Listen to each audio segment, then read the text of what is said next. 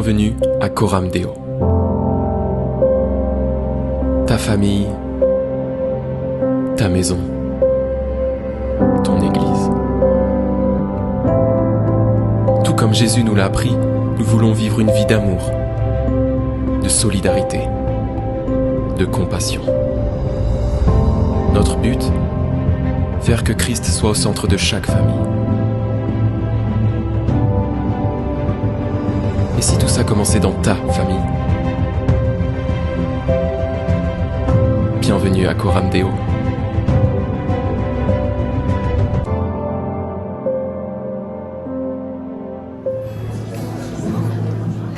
Bonjour tout le monde.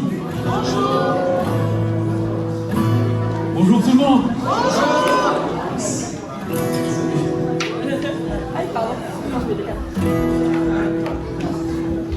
Qui ce matin se réjouit d'être dans la maison de Dieu? Qui se réjouit ce matin qu'on puisse être ensemble pour louer notre Dieu? Qui est reconnaissant ce matin?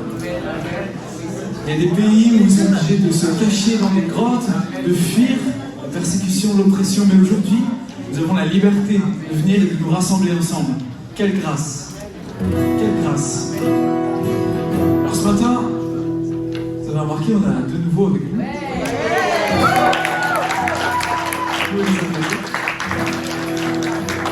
Le nord et la neige. Ce matin, on est en famille, et c'est en famille que nous venons louer notre Dieu, avec simplicité, avec authenticité. Alors ce matin, je vous propose de vous lever.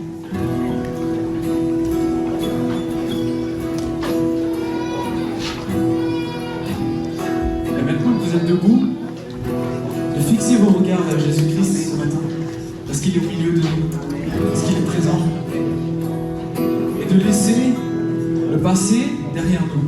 Le passé est passé et maintenant on fixe nos yeux vers l'avant, vers Jésus-Christ. Et ce matin on va le louer, l'adorer. On va le chanter et on va lui dire ce matin, quelle grâce incomparable.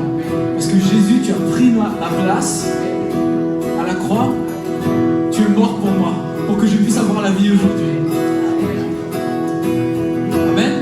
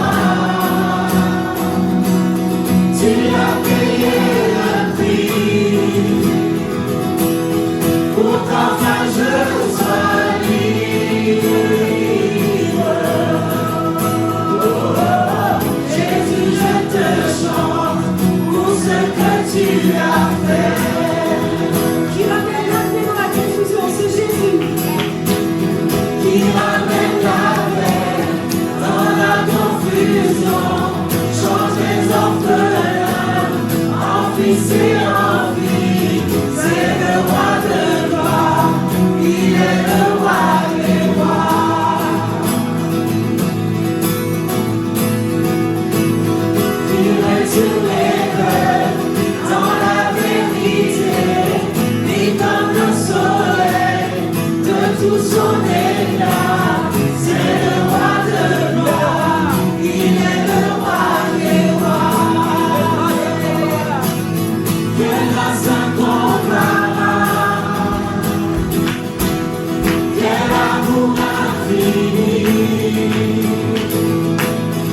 Je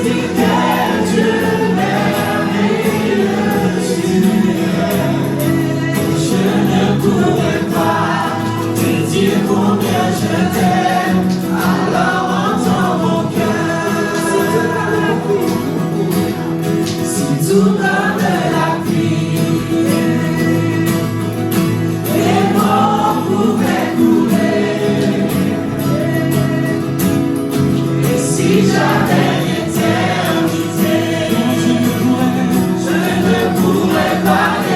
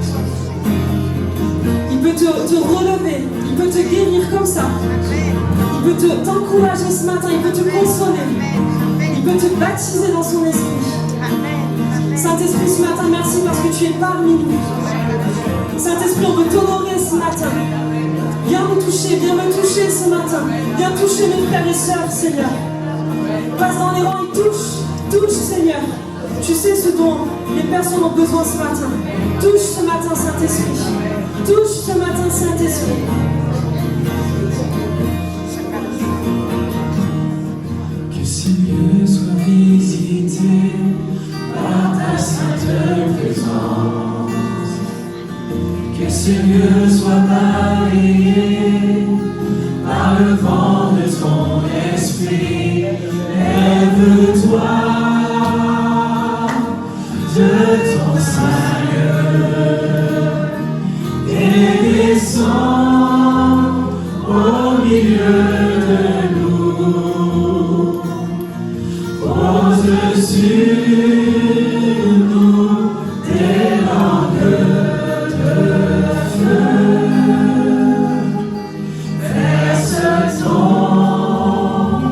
onction sur nous.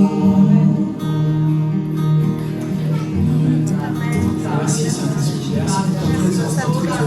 Merci parce que tu nous parles ce matin, parce que tu nous encourages encore, Seigneur. Tu nous fortifies simplement par ta présence, Seigneur. Et parfois, tu n'as même pas besoin de parler. Ta présence suffit à nous rendre forts, Seigneur, et à nous relever de toute la miséricorde ce matin, Seigneur. Merci pour tes paroles, merci pour ton encouragement ce matin. Reçois tout de nous ce matin.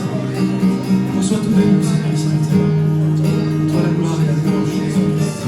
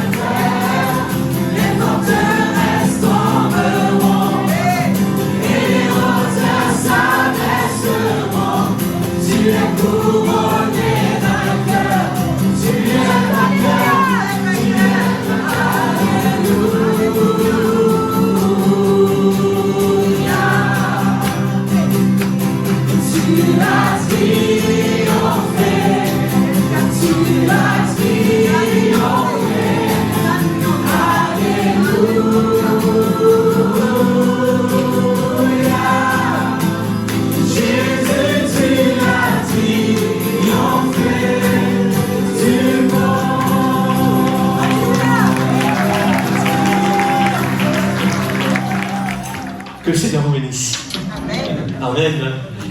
Quels sont ceux, là, comme ça, spontanément, qui peuvent témoigner qu'ils ont passé un bon moment dans la louange? Amen. Amen. Est-ce que vous croyez que Dieu a agi pendant ce moment de louange? Amen. Amen. Je le crois aussi. Est-ce que vous croyez que Dieu n'agit qu'à travers ces moments de louange, de cette façon? Vous croyez que Dieu est capable d'agir à travers sa parole? Amen. Amen.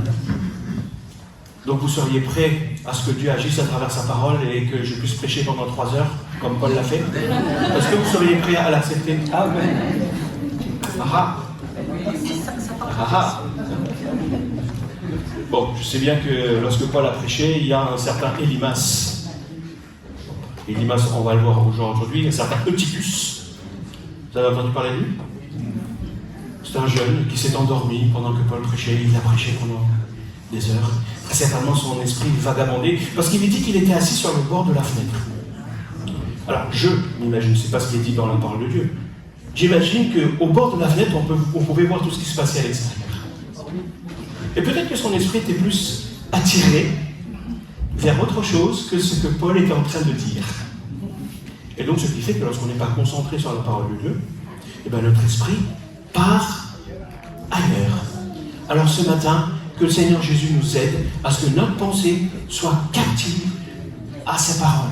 Que nous puissions faire, il y a un effort à faire, je peux vous l'assurer. C'est humain. Nous avons besoin de faire un effort pour nous concentrer à l'écoute, à recevoir, à essayer de saisir et à laisser le Saint-Esprit agir. Donc ce matin, nous allons continuer notre route à travers le livre des Actes. Le livre des Actes, on avait vu qu'il nous apprend en fait comment vivre avec Jésus dans le quotidien en tant que disciple, malgré les circonstances. Nous avons entendu cette parole ce matin. Quelles que soient les circonstances, fais confiance à Jésus. Et donc, malgré les circonstances, malgré les difficultés, et eux pouvaient le dire, malgré les persécutions. Donc, peu importe ce que Dieu va permettre dans les jours qui nous attendent, je ne peux pas savoir ce qui va nous attendre. En tout cas, je sais que les choses ne vont pas aller en s'améliorant. Mais, quels que soient les jours que nous allons vivre jusqu'au prochain retour du Seigneur, quels sont ceux qui croient que le Seigneur va revenir quand même?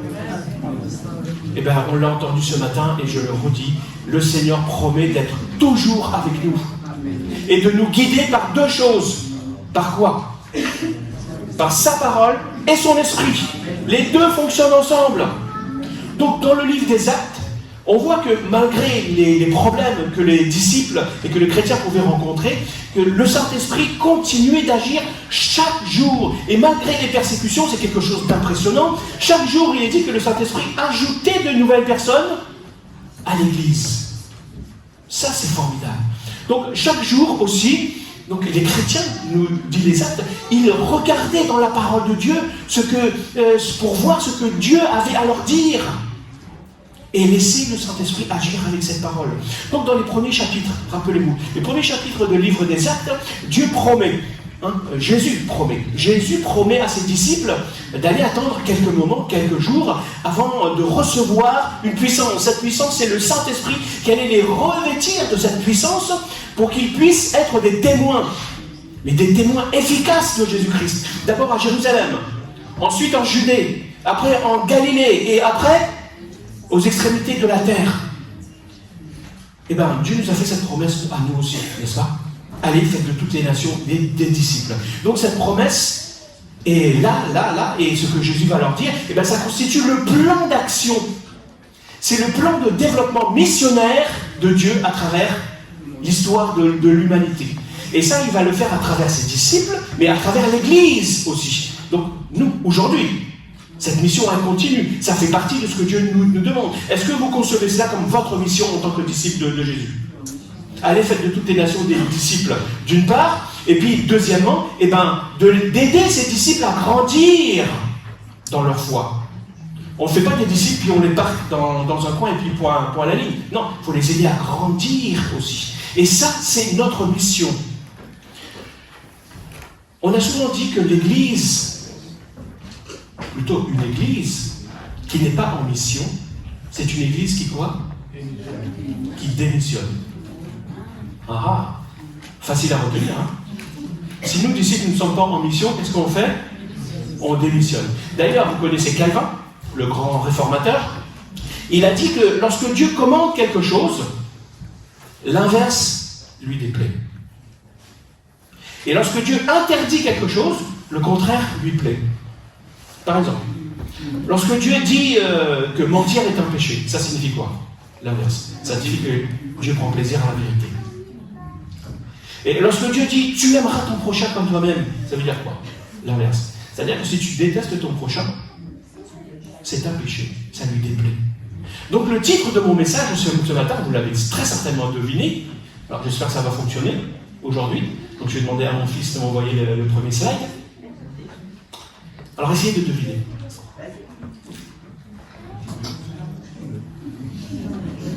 Donc il va falloir que j'apprenne cette technique. Voilà. Est-ce que tu es en mission ou en démission? Est-ce que tu missionnes ou est-ce que tu démissionnes? Très bonne question, n'est-ce pas? Voilà. Donc, rien que par le titre, normalement, vous devriez bien retenir. Est-ce que vous connaissez l'histoire de ce pasteur? Et là, il y a quelqu'un, mon cher frère André, va s'en rappeler, parce que je vais vous parler. L'histoire, c'est une histoire, hein, rassurez-moi. C'est pas écrit dans la Bible. L'histoire de ce pasteur qui se retrouve avec l'un de ses frères chauffeurs de taxi, conducteurs de taxi, ils se retrouvent tous les deux au ciel. Non, vous connaissez cette histoire? Et puis là, l'ange vient les chercher et il emmène le frère chauffeur de taxi dans un super beau château. Il dit voilà ta maison, ta nouvelle maison. Le pasteur il dit waouh, super. Bon, qu'est-ce que je vais avoir? L'ange vient, il l'emmène dans une petite baraque, comme ça. Voilà, quand même. Mais il dit à l'ange, mais comment c'est-il que ce frère-là, il a un grand château et tout, et puis moi, j'ai qu'une petite baraque, là, comme ça. Puis l'ange lui dit, en fait, tu sais, ça ce sont les récompenses. Et les récompenses sont en fonction de l'impact que l'on a eu dans la vie des gens, sur Terre. Et le pasteur dit, ah bon? Ah, ben alors là, je comprends encore moins. Parce que, attends, moi j'ai été pasteur, j'ai prêché, j'ai aidé les gens à grandir dans la foi et tout, j'ai fait plein de choses, j'avais un ministère, alors que le frère me conduisait une voiture. Alors je lui dis, oui, justement, pendant que toi tu prêchais, les gens dormaient, alors que pendant le frère conduisait, les gens priaient. Rassurez-vous, avec André, c'est très sage. Il conduit correctement. Qu'est-ce que je vais dire par là? Vous comprenez bien que notre mission, c'est de conduire les gens à Jésus. Amen. Pour qu'ils soient sauvés. Et d'autre part, comme je vous le disais, c'est de les aider à grandir dans la foi, en obéissant, Jésus dit, en obéissant, non pas à ce que vous allez leur dire, mais en obéissant à tout ce que Jésus a enseigné. Ça, vous le savez. Je vais aller maintenant un cran plus loin dans la compréhension de cette mission. Quand Jésus va parler à ses disciples des signes de la fin, qui se trouve dans Matthieu chapitre 24, il va leur dire, bon ben voilà, vous devez annoncer la bonne nouvelle du royaume, et la bonne nouvelle du royaume sera proclamée dans le monde entier, et cela va servir de témoignage à toutes les nations. Vous vous rappelez de ça? Et Jésus va dire, alors seulement viendra la fin. Donc la fin du monde dépend de sa proclamation de l'évangile partout. Mais juste avant ça, Jésus va leur dire que, en fait, à cause de la progression du mal, l'amour du plus grand nombre se refroidira. Et Jésus va se dire, mais trouverai-je la foi? Au moins il va dire, trouverai-je la foi dans le cœur de mes disciples sur terre lorsque je vais revenir? Et il va leur dire, mais celui qui persévérera jusqu'à la fin sera sauvé. Persévérer aussi dans la mission qui nous est confiée. Alors, ne baisse pas les bras. Tu l'as aussi entendu ce matin. Ne baisse pas les bras dans cette mission que Dieu t'a confiée. Ne baisse pas les bras dans ta marche quotidienne, surtout, avec Jésus. Parce que abandonner Jésus à cause de nos difficultés nous coûtera beaucoup plus cher que de marcher avec Jésus à travers nos difficultés. Parce que si tu veux sauver quelqu'un qui est en train de se noyer, qu'est-ce qu'il faut que tu fasses? tu ailles dans l'eau d'abord, avec cette personne. Tu pourras lui jeter plein de trucs, effectivement, tu me diras, oh, je peux lui jeter des choses si je ne sais pas nager, mais si tu veux l'aider concrètement, il faut que tu ailles dans l'eau avec cette personne pour l'aider. Donc ce matin, j'aimerais t'encourager, j'aimerais vous encourager, j'aimerais nous encourager, chacun d'entre nous, à ne pas baisser les bras. Parce qu'il y a beaucoup de choses qui peuvent nous entraîner à nous dire, j'arrête, je baisse les bras. Je fais une pause, je ne veux plus continuer. Mais je t'encourage ce matin à continuer, quoi qu'il se passe, à continuer d'avancer dans ta vie chrétienne d'abord et puis dans la mission que Dieu t'a confiée. Donc, je vais commencer ma lecture ce matin, comme vous l'avez vu. Ça commence à Actes au chapitre 13, mais je vais lire les 2 derniers versets du chapitre précédent, du chapitre 12, qui nous dit ceci, les versets 24 et 25. Mais la parole de Dieu se répandait toujours plus. Donc Barnabas et Saul, après avoir rempli leur mission en faveur des croyants de Jérusalem, à Jérusalem, en Judée, en Samarie, etc., donc là ils étaient à Jérusalem, ils partirent et emmenèrent Jean, surnommé Marc. Jean-Marc, donc, est le cousin de Barnabas. En fait, ce texte nous rapporte les événements qui se sont passés après des persécutions.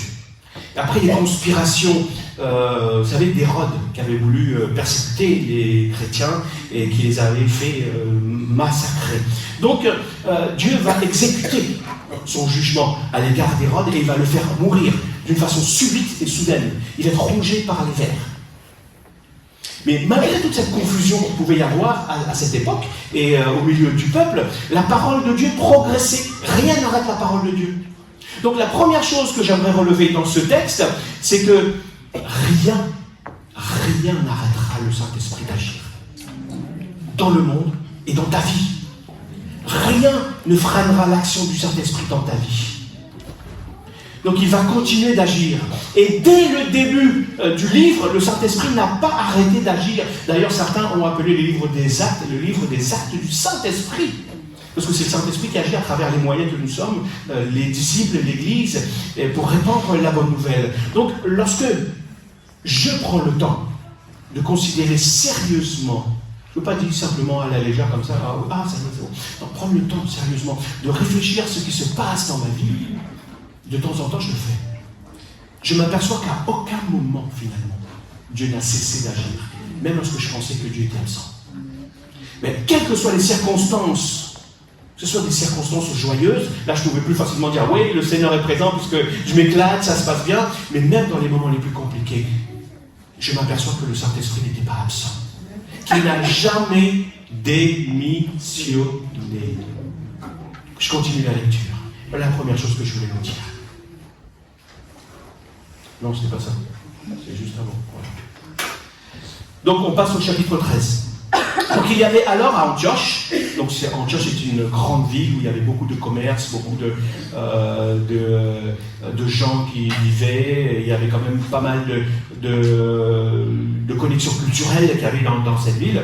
Donc il y avait une grande église aussi, et l'église remplie majoritairement de païens, donc des gens non juifs. Donc il y avait alors à Antioche, dans l'église qui se trouvait là, des prophètes et des enseignants. Barnabas, Siméon, surnommé le Noir, je vous expliquerai tout à l'heure ce que ça signifie, Lucius, originaire de Cyrène, Manaën, qui avait été élevé avec Hérode le gouverneur, pareil, et Saul. Un jour qu'ils adoraient ensemble le Seigneur et qu'ils jeûnaient, le Saint-Esprit leur dit « Mettez-moi à part Barnabas et Saul pour l'œuvre à laquelle je les ai appelés. » Alors, après avoir jeûné et prié, ils leur imposèrent les mains et les laissèrent partir. Est-ce qu'on est prêt de laisser partir les gens au milieu de nous que Dieu appelle pour aller ailleurs? Ou est-ce qu'on dit « Oh non, ça va nous diminuer encore » Donc le deuxième point que j'aimerais souligner, qui ressort dans ce passage, c'est que quoi? Est-ce que quelqu'un peut le lire à haute voix? Non, vous ne voyez pas? Vas-y. C'est que le déclin, le premier signe de déclin dans la vie d'une personne, c'est sa participation au culte. Waouh, il n'y a plus personne qui parle. Au culte et à la vie de l'église. Un jour qu'ils étaient en train d'adorer, ensemble le Seigneur et qui jeûnaient, le Saint-Esprit leur a parlé. Tu veux entendre Dieu te parler? Viens au culte. Participe aux réunions de l'Église. Je ne dis pas que Dieu ne parle pas autrement, mais Dieu parle de façon spéciale dans ces endroits-là, dans ces rencontres-là. L'église d'Antioche était encore une fois une église très active, et une église solidaire, une église en action. Donc, à la suite d'une famine qu'il y avait eu, on sait c'est la famine qu'Agabus avait parlé, donc les chrétiens de cette communauté avaient levé une collecte pour leurs frères et leurs sœurs de l'église de Jérusalem. Donc, l'église d'Antioche était une église multiculturelle, comme nous. Et ça, je trouve ça merveilleux. Donc, Simon, que l'on a appelé le Noir, en fait, c'est Simon qui venait de Niger. Donc, Niger, qui veut dire noir. Donc, c'était un Africain. Lucius, il était originaire de Cyrène, donc, qui est en Libye. Donc, ça fait partie du Maghreb. Vous voyez? Et Manahen, il devait être romain, puisqu'il avait été élevé avec Hérode, c'était son frère de lait. Et Paul et Barnabas, ils étaient de quelle nationalité? Ils étaient tous les deux juifs. Vous voyez un peu la mixité des gens qui étaient là? Comme nous aujourd'hui. Une fois j'avais compté, il y avait plus de 12 ou de 14 nationalités différentes. Je dis Seigneur, merci. S'il te plaît, aide-moi. C'est pas facile. Plus on est, plus il y a de cultures différentes, plus c'est riche. Mais plus, parfois, c'est compliqué à gérer dans ce que comment les gens vivent, comment les autres voient les choses, etc. Mais je trouve ça tellement riche, ne serait-ce que par ce que l'on peut goûter. C'est une bonne chose. Donc, dans cette église, il y avait une mixité. Et là, cette église qui était multiculturelle, elle était différente de toutes les autres églises. Pourquoi? Parce que chaque église est différente. Mais il y a quelque chose qui est en commun à toutes les églises, que ce soit à Antioche ou que pour soi, nous, aujourd'hui, c'est que l'église doit être conduite par des responsables qui sont équipés de certains dons spirituels spécifiques. Et là, il y avait quoi? Il y avait les prophètes et les enseignants. On n'achète pas ces dons-là. On n'acquiert pas ces dons en faisant simplement une formation. Nous disons, bon, c'est vrai, j'ai fait une formation sur le ministère, c'est bon, maintenant je suis un prophète. Ou maintenant je suis un enseignant. Ou maintenant je suis un pasteur. Non, c'est le Saint-Esprit qui donne, qui appelle et qui distribue comme il veut. Les formations sont nécessaires, sont importantes. Et les formations nous aident à développer justement des compétences et un savoir-faire. C'est utile, mais chaque enfant de Dieu a reçu un don qui est de sa responsabilité. Et sa responsabilité, c'est de développer ce don aussi. Et de mettre ce don au service de l'Église pour l'édification commune, l'édification de ses frères et sœurs. Et Jésus a donné aussi des ministères dons, que l'on appelle les ministères dons. Vous le retrouvez dans Éphésiens au chapitre 4. Ce sont des personnes qui sont données, et ces personnes sont aussi dotées des dons. Et ces personnes, c'est quoi leur ministère? Eh bien, c'est d'aider leurs frères et sœurs dans l'Église à développer leurs propres dons. Alors, mes frères et sœurs, voilà. Une partie de ma mission, c'est de vous aider à développer vos dons. Voilà pourquoi je vous en parle. Donc, dans notre passage, l'Église célébrait, on pourrait dire, comme nous ce matin, un culte et le jeûne. Et les questions d'une réunion, en fait, on peut penser d'une réunion hebdomadaire, semblable à ce que l'on est en train de vivre ce matin. Donc les chrétiens, qu'est-ce qu'ils faisaient? Se réunissaient pour prier, pour louer Dieu, pour l'adorer, pour partager sa parole, pour écouter la voix de Dieu à travers les dons, pour manifester tout cela, et réserver un jour par semaine pour adorer Dieu. Ça n'a pas été inventé depuis Jésus. Ce n'est pas les chrétiens qui l'ont inventé. C'est un principe créationnel, depuis la création. Le chrétien, vous allez me dire, oui, mais avant, c'était la loi, etc. Mais un chrétien n'est pas sans loi. Il n'est plus sous la loi, mais il n'est pas sans loi. Si tu aimes le Seigneur Jésus, et si tu désires le servir, eh bien, le Saint-Esprit te conduira toujours à honorer Dieu en obéissant à ses lois. Toujours. Donc pour les chrétiens, le dimanche, c'était le premier jour de la semaine, eh bien, ils se réunissaient pour prier. Et pourquoi le dimanche, me direz-vous? Parce que c'est ce jour-là que le Seigneur avait été ressuscité. Voilà pourquoi, donc ils voulaient marquer le coup, dire voilà, nous on va faire ça le dimanche. Et ce sont des chrétiens qui ont milité pour que le dimanche soit un jour chômé, où on ne travaille pas, le jour du Seigneur. Donc mon point est le suivant. Ne néglige pas l'importance du culte du dimanche matin. Ça ne signifie pas que si les chrétiens se réunissent un autre jour que le dimanche matin, c'est mal. Non, l'objectif n'est pas là en fait. Le principe c'est de mettre un jour à part pour se réunir ensemble et être en relation avec Dieu et avec ses frères et sœurs ensemble. C'est l'Église. S'arrêter un jour pour célébrer notre Dieu, ça veut dire quoi? Ça veut dire que on déclare ensemble que Dieu est notre Dieu, que l'Éternel est notre Dieu, qu'il nous a délivrés de l'esclavage. Rappelez-vous ce que Dieu avait demandé à Moïse d'aller dire à Pharaon. Libère mon peuple afin qu'il puisse aller m'adorer. Voilà pourquoi on est là aussi ce matin et pourquoi c'est important. On se réunit pour avoir cette relation avec Dieu, cette connexion, pour l'élever à travers nos louanges, notre adoration et faire monter. Il n'y a plus de sacrifice, mais par contre nos louanges, notre adoration, c'est un sacrifice qui monte jusqu'au trône de la grâce, un sacrifice auquel Dieu prend plaisir. Et là, on déclare que Dieu nous a délivrés, que nous sommes libres, que nous lui appartenons, que nous sommes son peuple. C'est proclamé que nous dépendons de lui pour tout et qu'il est la priorité dans notre vie. Il est ce qui est prioritaire dans notre vie. En lui disant ça, le dimanche matin, je vais mettre tout de côté. Tout de côté. Mais pour venir dans ta maison, pour te dire, Seigneur, tu es le premier dans ma vie, le premier jour de la semaine. Tu es prioritaire dans ma vie. Je veux te mettre en priorité par rapport à toute chose. Et toi, tu combleras le reste.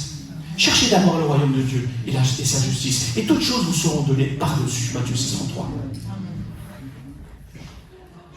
Et ça, c'est ce moment de reconnaissance que nous vivons ensemble. Et c'est une grâce de Dieu que l'on puisse le faire, comme Adam l'a dit ce matin, en toute liberté. Alors que d'autres sont obligés de se cacher pour le faire. Donc participer au culte, c'est vivre aussi la communion fraternelle d'une manière que tu ne peux pas vivre autrement. C'est donner aussi un rythme à ta vie. Regardez quand Dieu a créé. Le Seigneur nous a dit qu'il a créé en 6 jours et le 7e jour il se repose. Quel que soit le peuple, ils ont un rythme de vie, rythmé par les jours. Et ce jour-là, c'est un jour qui est important, qui va te permettre de donner un rythme à ta vie. Un rythme de repos, un rythme de travail, un rythme pour te tourner vers Dieu, pour dire voilà Seigneur. Et puis, je me suis dit, si on fait abstraction de ça, comment on va enseigner à nos enfants que l'Église est importante et qu'il faut participer à la vie de l'Église si nous, adultes, on ne fait pas? C'est comme si on leur disait, c'est pas important d'aller à l'école. Alors que nous poussons tous nos enfants à aller à l'école. Même lorsqu'ils sont malades, on dit, ok, ça va pour un jour, mais si tu me fais le coup tous les jours, il va falloir qu'on discute. Vous essayez de lui montrer l'intérêt de l'école. Parce que vous pensez à son avenir. Alors pensez à l'avenir de vos enfants, à leur avenir spirituel aussi.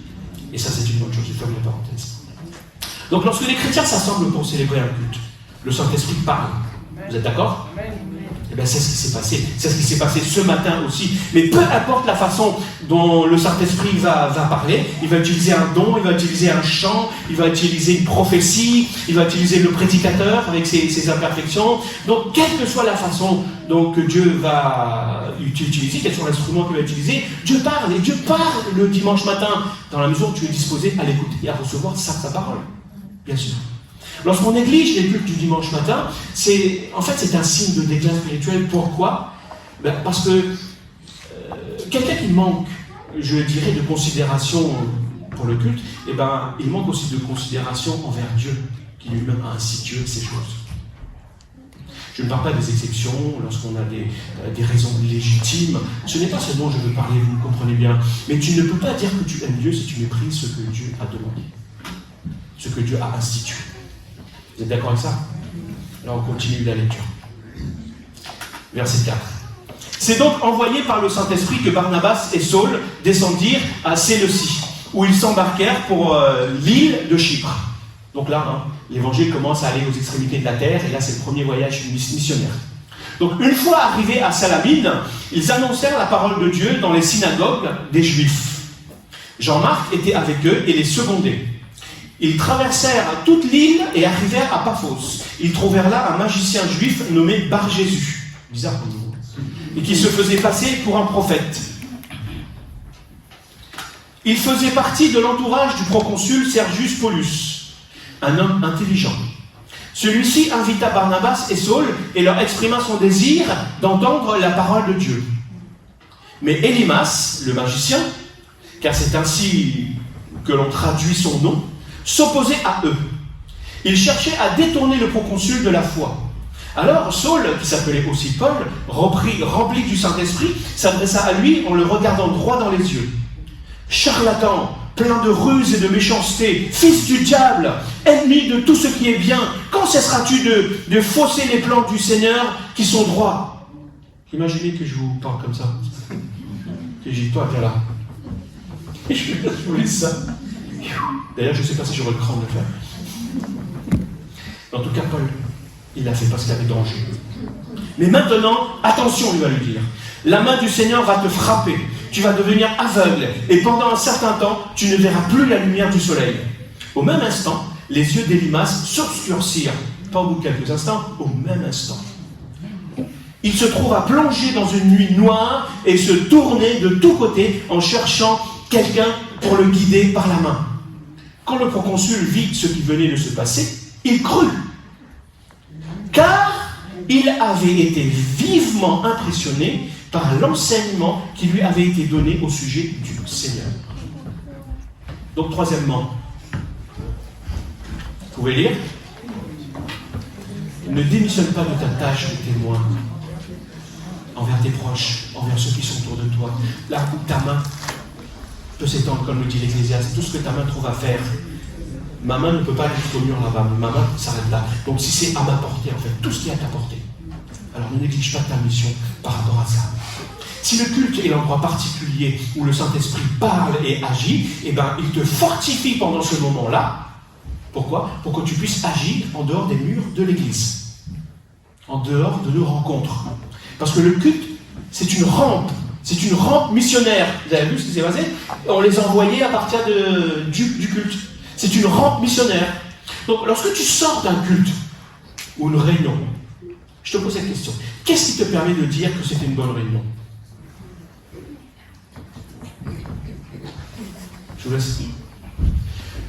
Est-ce que tu te bases sur ce que tu as ressenti pour te dire que c'est une bonne réunion ? Ou qu'est-ce qui te permet en fait d'évaluer qu'une réunion a été une bonne réunion ?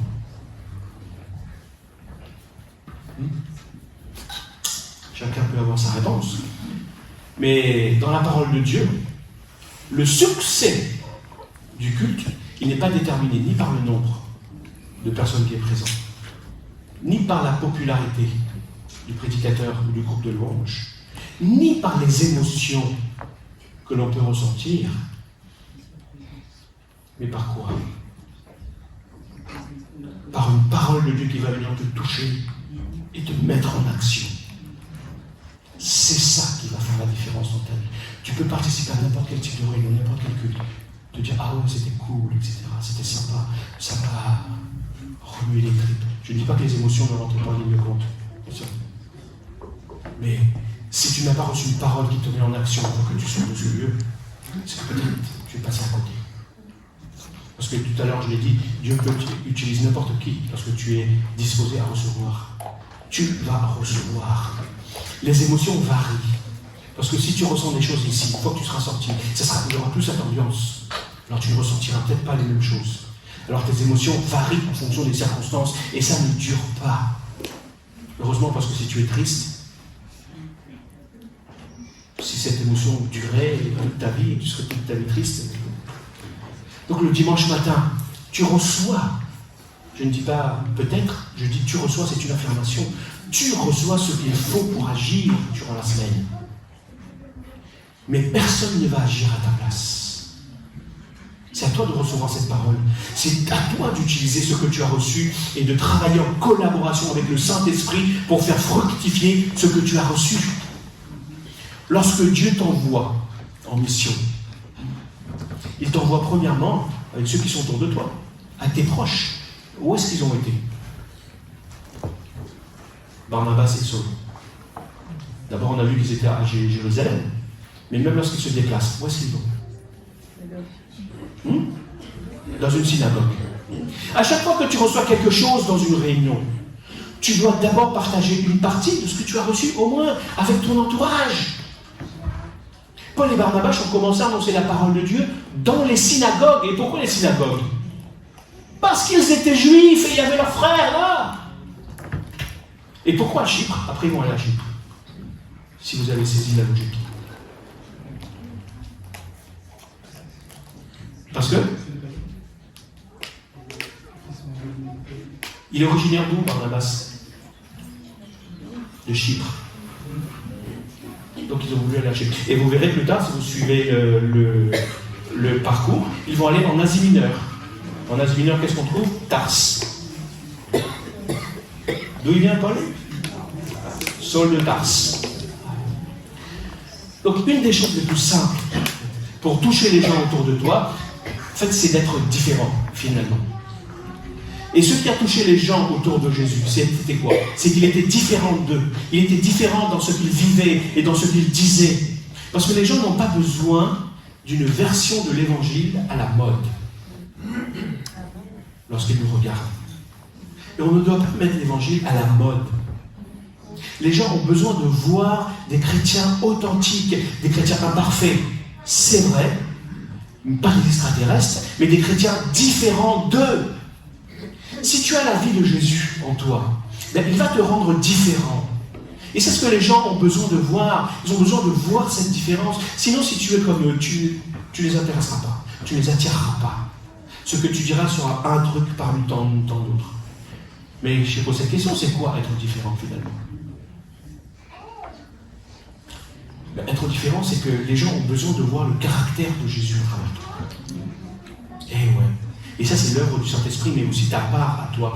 Il doit voir des hommes et des femmes, des jeunes, des ados même, qui manifestent le fruit de l'Esprit. Vous savez, la bonté, l'amabilité, l'amour, la fidélité, la douceur, la maîtrise de soi, la patience. Eh bien, les gens ont besoin de voir ça lorsqu'ils te rencontrent, lorsqu'ils te voient. Les gens ont besoin de voir des gens qui savent ce que c'est que de faire des sacrifices, de renoncer à soi-même pour les autres.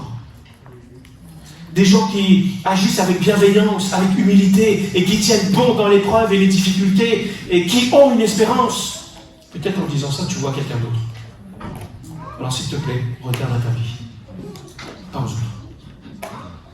En vivant ta sorte, tu attireras justement l'attention. Et tu seras crédible lorsque tu parleras de l'Évangile. Lorsque tu partages ta foi autour de toi, donc méfie-toi aussi des étiquettes. Paul et Barnabas et Jean-Marc, ils vont rencontrer donc ce gars-là, un juif, qui est nommé Bar-Jésus. C'est un faux prophète.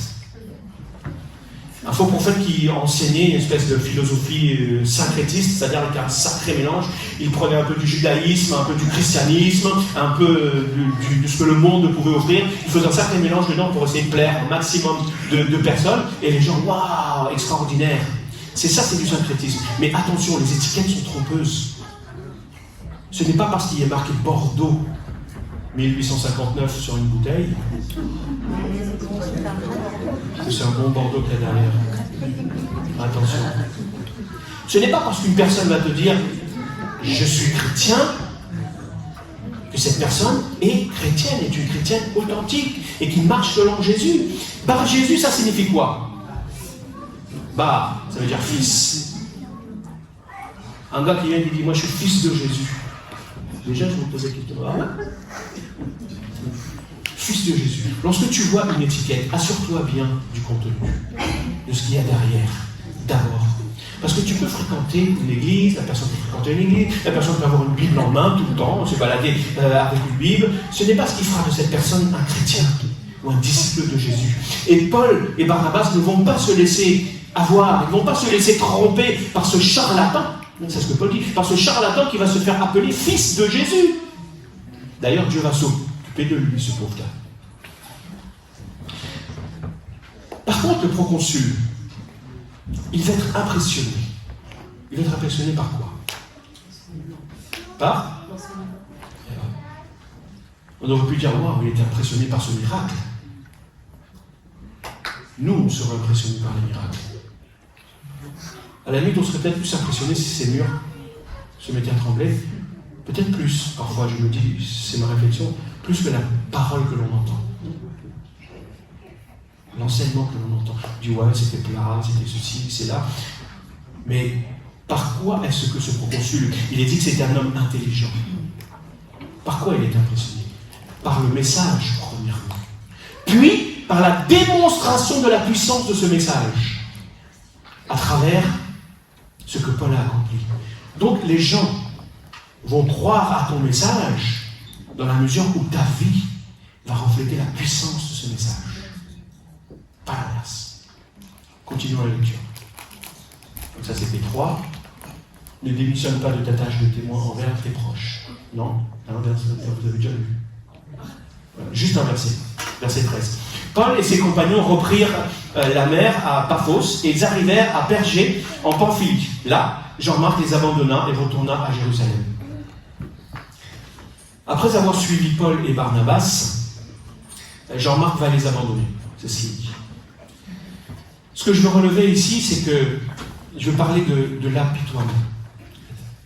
Vous l'avez vu, l'apitoiement, c'est un facteur de désengagement. Attention. L'apitoiement peut causer beaucoup de dégâts. Parce que cette situation-là, le fait que Jean-Marc va les quitter, eh ben, ça va entraîner une fâcheuse dispute entre Paul et Barnabas. Ouais. Le passage ne nous donne pas les motivations de Jean-Marc, mais Paul semble les considérer comme non acceptables, selon son point de vue. Mais des années plus tard, Paul va demander à Timothée, lorsqu'il va lui écrire, Timothée qui est son fils spirituel, il va lui dire de demander à Jean-Marc de venir. Pourquoi? Parce que Jean-Marc lui est utile pour le ministère. Donc on a pensé, on s'est dit, eh bien, lorsque Paul parle d'utilité en fait, on a déduit que Jean-Marc finalement peut-être ne se sentait pas utile à ce moment-là, lorsqu'il les a quittés. Il ne se sentait peut-être pas valorisé par Paul lors de ce premier voyage missionnaire. Il était certainement probable que Jean-Marc pensait qu'il n'était pas reconnu à sa juste valeur dans ce qu'il faisait, parce qu'il secondait seulement. Mais l'apitoiement, c'est quoi? L'apitoiement, c'est une réaction face justement à un manque de reconnaissance ou à une souffrance que l'on subit, que l'on endure. L'apitoiement, c'est quand on constate en fait que les gens autour de nous ne voient pas le travail que l'on accomplit. Les gens ne mesurent pas notre dévouement ni notre implication dans quelque chose. Donc l'apitoiement va arriver, va naître. Ça peut être à la maison. Les parents. Vous savez bien que les enfants ne voient pas toujours tout ce qu'on fait pour eux. Lorsqu'ils sont parents, un jour plus tard, ils le comprennent. Lorsqu'ils comptent, ils s'en rendent compte. Mais lorsqu'ils sont jeunes, ils ne s'en rendent pas compte. Peut-être dans ton travail, ton patron ne se rend pas compte de tout l'investissement que tu accomplis, tout l'effort que tu te donnes. Ça peut aussi être à l'église. Et oui. Nous sommes tous affectés par ce sentiment, parce que nous estimons de ne pas recevoir, finalement, toute la reconnaissance que nous méritons. Ça vous est jamais arrivé, ça? Ce sentiment ne vous a jamais traversé l'esprit? Ou, je l'ai dit, mais je n'ai pas été écouté. Je l'ai dit, mais on n'a pas fait comme j'ai dit. Non? Tout le monde se retrouve dedans. Donc, qu'est-ce qui va se passer? Lorsque c'est le cas, on va compenser ce manque par autre chose et on va finir par devenir aigri. Et même la colère va naître dans notre cœur. La déception. C'est le cas lorsque le peuple d'Israël s'est retrouvé face à la mer Rouge. Vous avez la mer Rouge devant? Ils avaient les Égyptiens derrière. Ils se sont plaints à Moïse, bien qu'ils aient vu les 10 plaies s'abattre pendant 2 ans. La puissance de Dieu s'est manifestée, il leur a fait sortir avec des biens, avec des richesses. Ils se retrouvent en face de la mer Rouge. Et là, qu'est-ce qu'ils vont dire à Moïse? Est-ce qu'il n'y avait pas suffisamment de tombeaux en Égypte pour que tu nous emmènes mourir là? Si tu regardes bien au fond de ton cœur, sois honnête, soyons honnêtes. Tu t'apercevras que l'amertume et la colère qui est au fond de ton cœur, ce qui s'y trouve, vient bien souvent, je dirais, va faire naître bien souvent de l'apitoiement dans ton cœur. N'est-ce pas? C'est vrai ou c'est pas vrai? Ce sentiment donc va te conduire à des actions négatives. Puisqu'on ne te reconnaît pas à ta juste valeur, puisqu'on ne t'écoute pas, puisqu'on ne porte pas attention à ce que tu dis, qu'est-ce que tu vas finir par faire? Justement, tu vas en faire moins. Tu feras moins de sacrifices. Tu t'investiras moins. Peut-être tu baisseras les bras et tu abandonneras. Tu diras, bon, ben, de toute façon, c'est problématique. Pourquoi? Parce que la Bible nous dit et nous encourage à faire toutes choses de bon cœur, comme pour le Seigneur. Et ce sentiment devrait nous conduire à prendre conscience que nous faisons bien souvent les choses pour être reconnus. Oui. Tous. Je me mets dans le tas aussi. Pour être valorisés. Pour attirer un petit peu les regards sur nous. C'est-à-dire pour que les hommes puissent nous dire, ah ouais. Alors que notre satisfaction se trouve en qui? En Jésus seul. Cependant, pour contrebalancer ce que je viens de dire, la Bible nous montre l'importance d'encourager aussi. D'encourager et de valoriser ceux qui font le mal,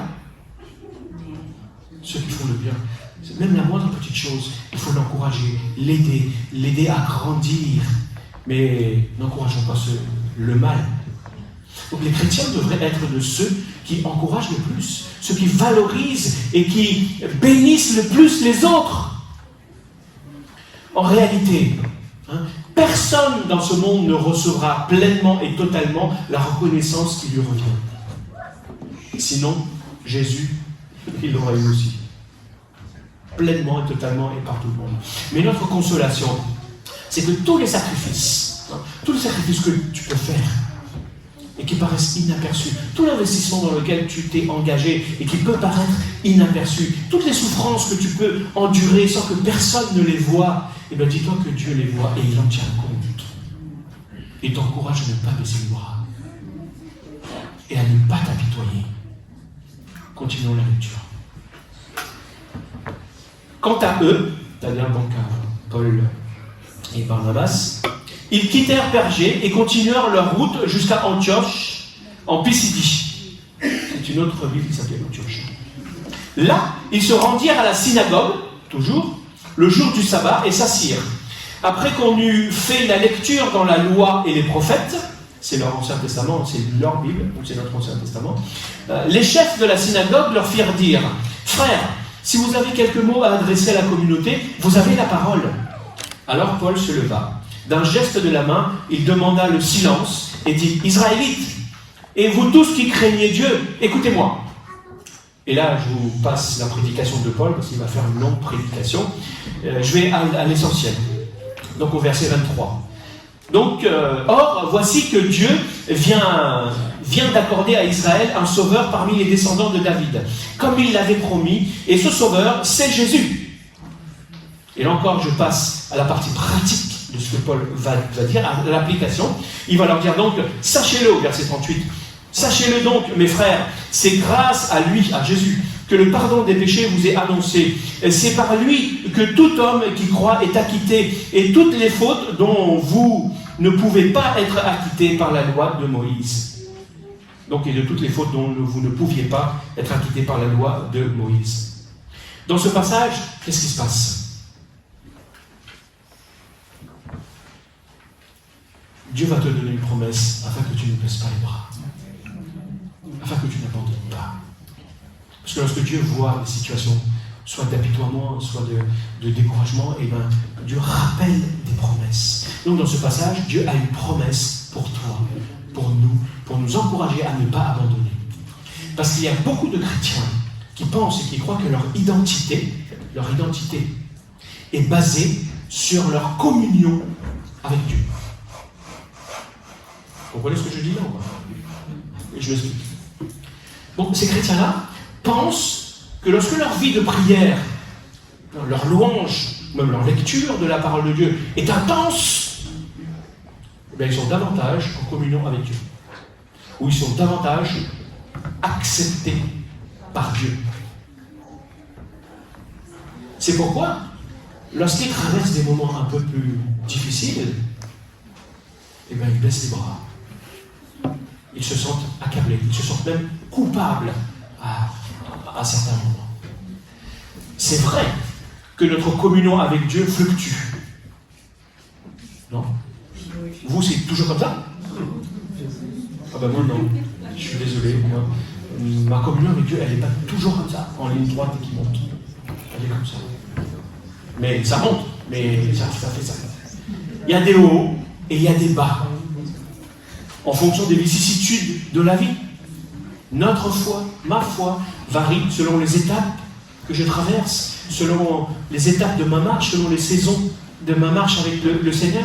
Donc notre communion est aussi modifiée en fonction de notre sainteté. Des péchés que nous tolérons parfois, un peu dans notre vie. Certains péchés que l'on garde un peu plus longtemps que d'autres dans notre vie avant de nous en débarrasser. Donc, de ce fait, nous attristons alors le Saint-Esprit. Et c'est le Saint-Esprit qui nous met en communion avec Dieu. Donc, notre communion va être bouleversée en fonction aussi de notre discipline spirituelle. Qui dit discipline dit effort à faire. Mais, lorsque je regarde à ma communion avec Dieu, et là je dois vous l'avouer, je ne suis pratiquement jamais satisfait. Je ne sais pas vous, mais moi je ne suis pratiquement jamais satisfait. Je réalise que je ne suis pas assez saint. Je réalise que je ne prie pas assez. Je réalise que mon témoignage n'est pas assez efficace, que ma foi elle est fluctuante justement, et que je n'étudie pas assez la parole de Dieu, et pourtant j'y passe des heures.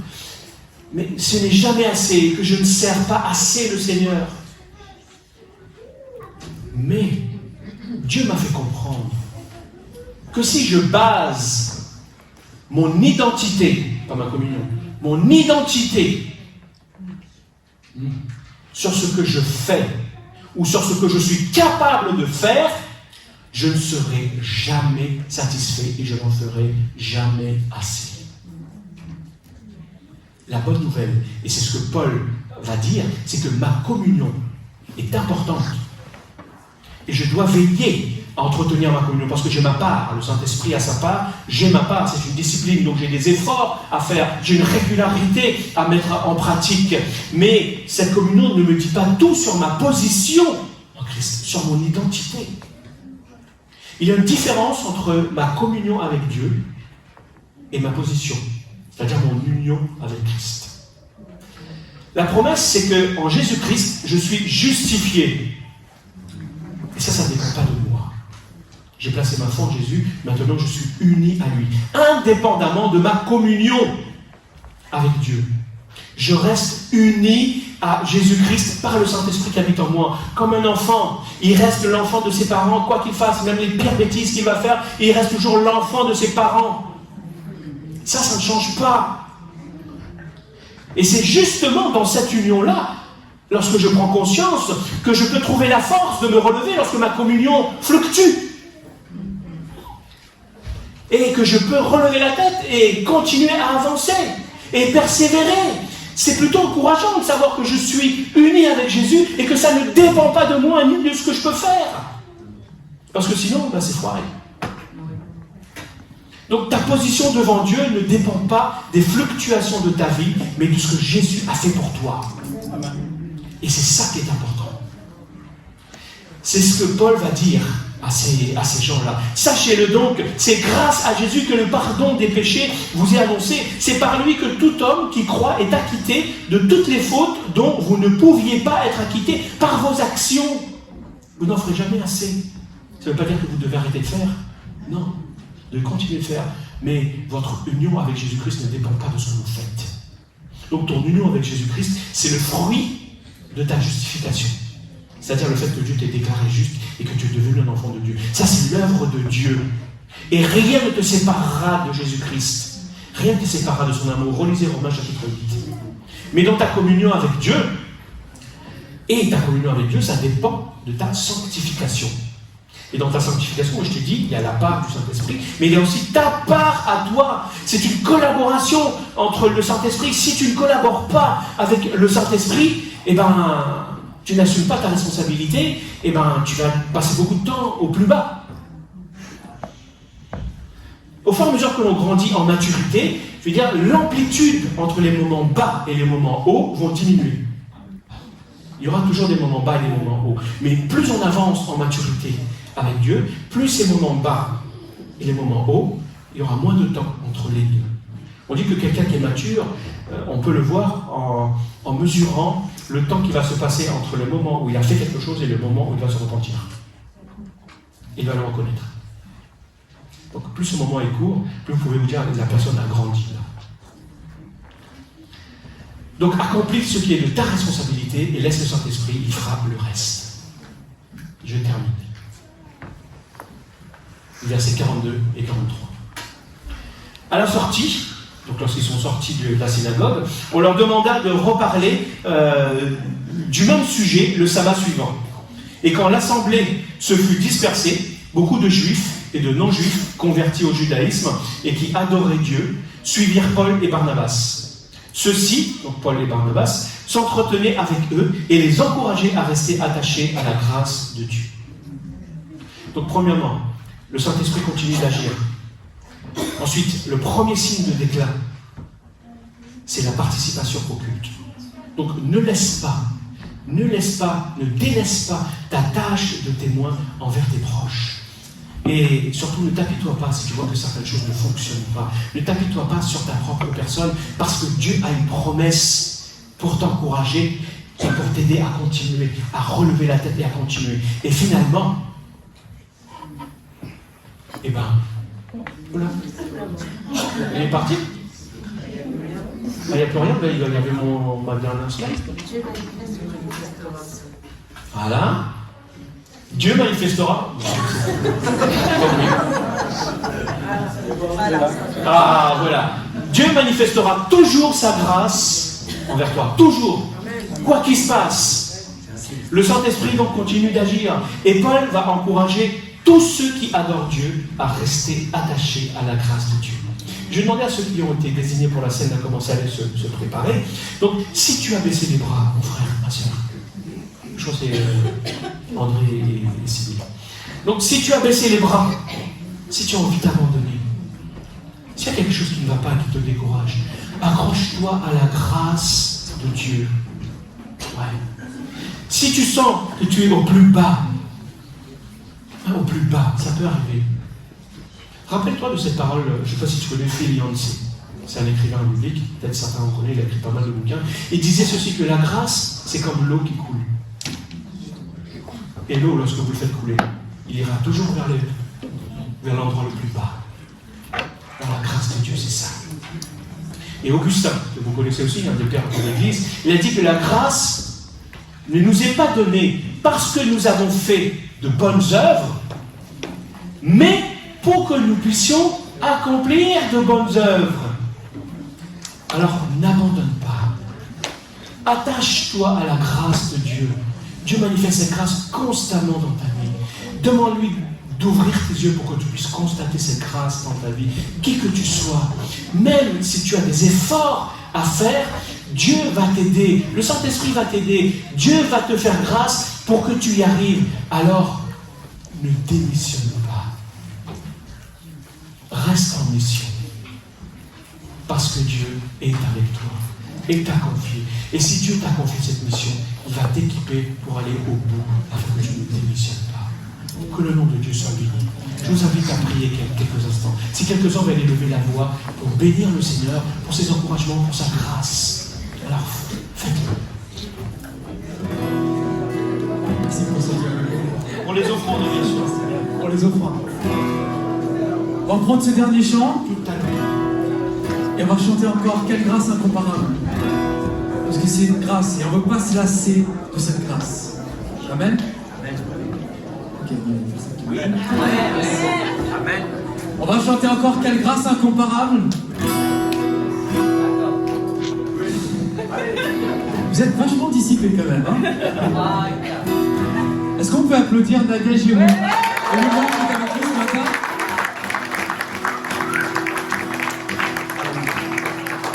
Et on y va.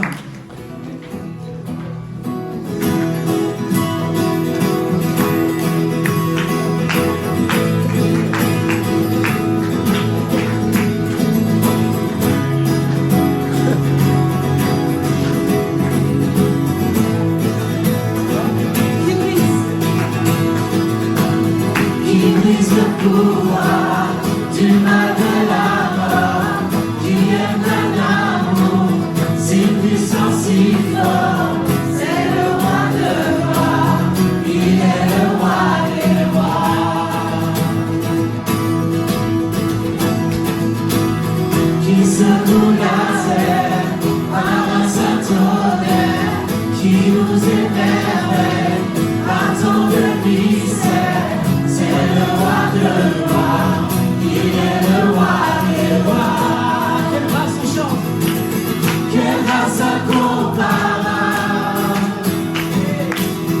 quel amour infini. Et tu es